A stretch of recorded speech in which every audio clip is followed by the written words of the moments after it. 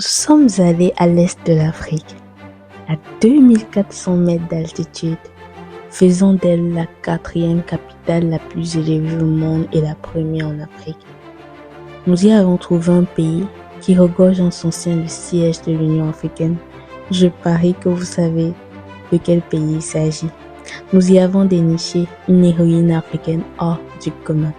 Nous l'avons nommée Taitu Betul, une femme noble éthiopienne qui, avec son mari, l'empereur Ménélique II, a régné sur l'Éthiopie de 1889 à 1913. Elle est connue pour sa résistance et sa victoire contre les forces coloniales italiennes et pour son pouvoir politique à la cour royale, celle qui a baptisé Addis Abeba comme la capitale de l'Éthiopie actuelle. Taitu est issue d'une famille noble, aristocrate et influente du XVIIIe siècle. Très jeune, à l'âge de 10 ans, elle est mariée selon les faits de l'histoire et sa vie bascule. Pour une petite fille censée grandir innocemment, elle se voit maîtresse de maison du jour au lendemain. Ce mariage sera soldé par un échec bien plus tard. Elle accumulera par la suite plusieurs échecs amoureux. Et c'est lors de son 5e mariage qu'elle va s'unir au roi Shewa. Il deviendra l'empereur Ménélique II, avec qui elle réussira à vaincre l'invasion italienne en Éthiopie et se faire un nom dans l'histoire de l'Afrique. Elle forma des alliances avec son époux dans le nord et le sud du pays et devinrent tous deux une union politique puissante. Elle ne se contentait pas d'une place de simple épouse auprès de son mari, non. Elle allait bien au-delà et pensait stratégie, alliance. D'ailleurs, l'histoire raconte qu'elle était activement impliquée dans la plupart des décisions politiques, de la diplomatie et des campagnes militaires. Il était empereur et elle, impératrice. Taitu Betul est aussi connue pour son rôle de premier plan dans la guerre contre l'Italie, qui a culminé avec la bataille d'Adwa. Elle a mobilisé 5000 fantassins et 600 cavaliers dans la lutte contre les Italiens qui tentaient de coloniser l'Éthiopie.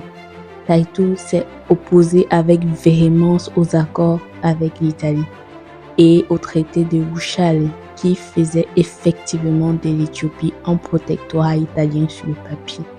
Lorsque Ménélique et Taitu se sont finalement lancés dans la bataille contre les Italiens, elle a joué un rôle crucial dans la stratégie et la conduite de ses troupes sur le front. Elle a remporté une victoire importante dans un fort construit par les Italiens à Mekele, où elle les a vaincus en coupant leur approvisionnement en eau. Elle savait lire et écrire, aimait jouer au jeu d'échecs, ce qui la rendait plus stratège, plus intelligente, plus sage. Elle aimait être au front et ne se contentait pas d'un rôle de seconde zone. Elle incarnait le leadership féminin. En 1909, Ménélique est victime d'une attaque cérébrale et Taitu prend alors en charge une grande partie du travail politique, dirigeant elle-même le pays. Mais ses rivaux de la famille royale feront ensuite pression sur elle pour qu'elle abandonne le pouvoir. Certains historiens pensent qu'elle était devenue trop puissante pour plusieurs. À la mort de Ménélique en 1913, Taitu est finalement chassée du palais principal et son influence politique s'estompe avant sa mort en 1917. Elle est considérée comme une héroïne africaine. Elle a eu le privilège de donner le nom à la capitale actuelle de l'Éthiopie, Addis Abeba, siège de l'Union africaine.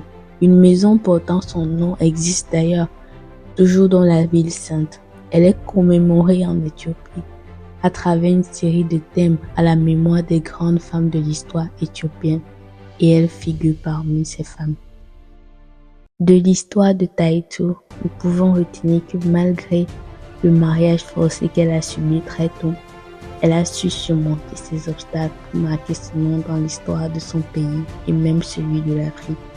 Elle ne s'est pas contentée d'une simple place à la cuisine ou de second rôle, mais elle s'est tenue aux côtés de son époux comme une guerrière en l'aidant à accomplir la destinée qui était la sienne et par la même occasion en accomplissant sa propre destinée.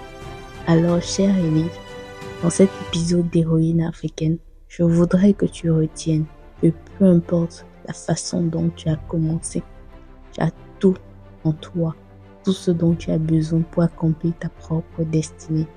Même si tu penses avoir mal débuté, même si tu penses avoir connu beaucoup de rats et essuyé plusieurs échecs, souviens-toi que tout est encore possible. Tu peux te reconstruire, tu peux te relever, tu peux rebâtir sur d'anciennes ruines, tu peux réessayer. Quels que soient les échecs passés, c'est possible de se construire un meilleur avenir, comme notre héroïne du jour. Alors je te le souhaite vivement. Et rendez-vous la prochaine fois pour un autre épisode d'Héroïne africaine. D'ici là, porte-toi bien comme toujours. J'espère te retrouver en forme et surtout motivé pour accomplir ta destinée.